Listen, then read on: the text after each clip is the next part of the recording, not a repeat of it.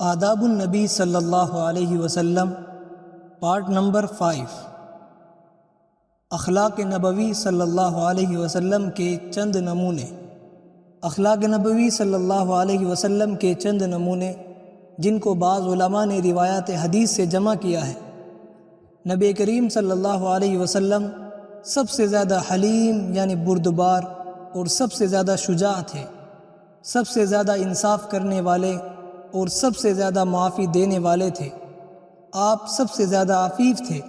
ساری عمر آپ کا مبارک ہاتھ کسی اجنبی عورت کے ہاتھ کو نہیں لگا جب تک کہ آپ اس کے مالک نہ ہوئے یا اس سے نکاح نہ کیا ہو یا وہ آپ کی محرم نہ ہو۔ آپ سب سے زیادہ سخی تھے۔ کبھی کوئی درہم و دینار آپ کے پاس ایک رات نہ گزرتا تھا۔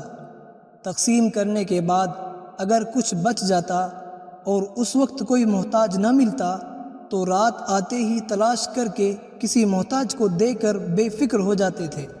جو کچھ مال آپ کے پاس آتا تھا آپ اس میں سے صرف سال بھر کے خرچ کی مقدار اپنے لیے رکھتے تھے اور باقی کو تقسیم فرما دیتے تھے، اور وہ بھی محض معمولی ادنیٰ درجے کی چیزوں میں سے جیسے کھجوریں اور جو وغیرہ۔ اور پھر اس میں بھی آپ سے کسی چیز کا سوال کیا جاتا تو کبھی رد نہ فرماتے تھے، اور اس سال بھر کے خرچ میں سے بھی ایثار فرما کر لوگوں کو دے دیتے تھے۔ اسی وجہ سے سال تمام ہونے سے پہلے ہی آپ کا سامان ختم ہو جاتا تھا، اور نبی کریم صلی اللہ علیہ وسلم اپنا جوتا خود گانٹھ لیتے تھے اور کپڑے میں پیوند لگا لیتے تھے، اور اپنے اہل و عیال کے کاروبار اور خدمت کرتے تھے۔ ان کے ساتھ بیٹھ کر گوشت کاٹتے تھے۔ نبی کریم صلی اللہ علیہ وسلم سب سے زیادہ حیا دار تھے۔ کسی کے چہرے پر بوجہ شدت حیا آپ کی نظر مبارک نہ جمتی تھی۔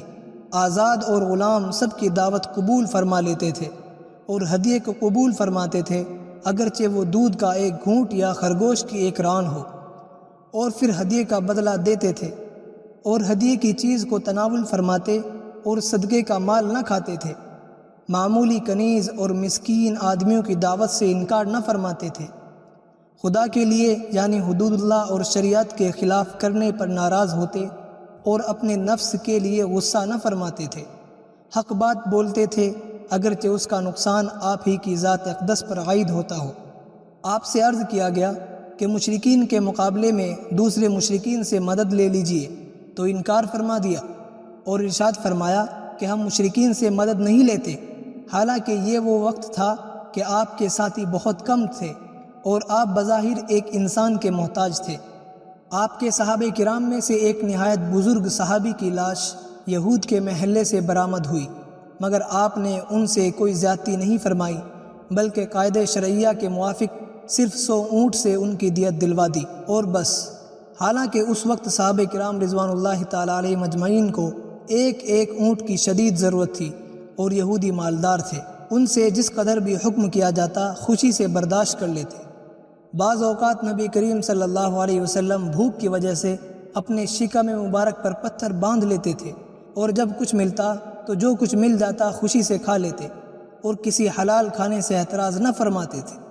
اگر فقط چھوارے مل جاتے تو انہی پر اکتفا فرماتے، اور اگر گوشت بھنا ہوا مل جاتا یا روٹی گیہوں یا جو کی مل جاتی یا کوئی شیریں چیز یا شہد مل جاتا تو تناول فرماتے، اور اگر کبھی روٹی نہ ہوتی اور صرف دودھ مل جاتا تو اسی پر اکتفا فرماتے، اور اگر خربوزہ یا کھجوریں مل جاتی تو وہی تناول فرما لیتے تھے۔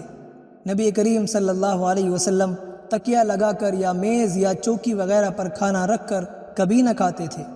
آپ کا رومال ہاتھ پوچھنے کے لیے پاؤں کا تلوا تھا، یعنی بوجہ بے تکلفی کے اس کا اہتمام نہ تھا کہ کوئی تولیہ یا رومال ہی رکھا جائے، بلکہ ہاتھ دھونے کے بعد ہاتھوں یا پاؤں سے مل کر خشک فرما لیا جاتا۔ آپ نے گیہوں کی روٹی 3 دن متواتر پیٹ بھر کر کبھی نہیں کھائی، اور آپ کا یہ طرز عمل فقر و احتیاج یا بخل کی وجہ سے نہیں تھا، بلکہ اس لیے تھا کہ اپنے اوپر دوسرے فقراء و مساکین کو ترجیح دیتے اور ایثار کرتے تھے۔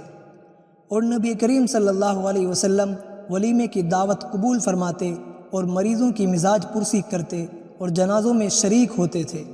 اپنے دشمنوں کے جتھے میں تنہا بلا کسی پاسباں یعنی بلا کسی ساتھی کے چلتے پھرتے تھے، آپ سب سے زیادہ تواضع اور عاجزی کرنے والے اور سب سے زیادہ خاموش رہنے والے تھے، مگر یہ خاموشی تکبر کی وجہ سے نہیں تھی۔ آپ سب سے زیادہ فصیح و بلیغ تھے، مگر کلام زیادہ طویل نہ فرماتے تھے۔ آپ ظاہری شکل و صورت میں بھی سب سے زیادہ حسین و خوبصورت تھے۔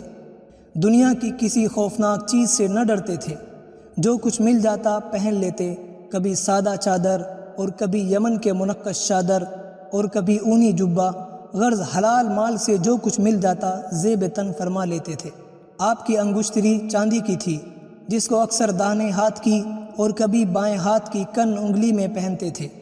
اپنے ساتھ کبھی اپنے غلام کو اور کبھی کسی دوسرے کو سواری پر ردیف بنا کر سوار فرما لیتے تھے۔ امراء و سلاطین کی طرح اس سے عار نہ تھا۔ سواری کے متعلق کوئی تکلف نہ تھا، کبھی گھوڑے پر، کبھی اونٹ پر، کبھی کھچر پر، کبھی حمار پر، جیسا موقع ہوتا سوار ہو جاتے تھے، اور بعض اوقات پیادہ ننگے پاؤں بغیر چادر اور بغیر عمامے اور ٹوپی کے چلتے پھرتے تھے، اور مدینہ کے دور محلوں میں جا کر مریضوں کی عیادت یعنی مزاج پرسی فرماتے تھے۔ حضرت صلی اللہ علیہ وسلم خوشبو کو بہت پسند فرماتے تھے اور بدبو سے نفرت رکھتے تھے۔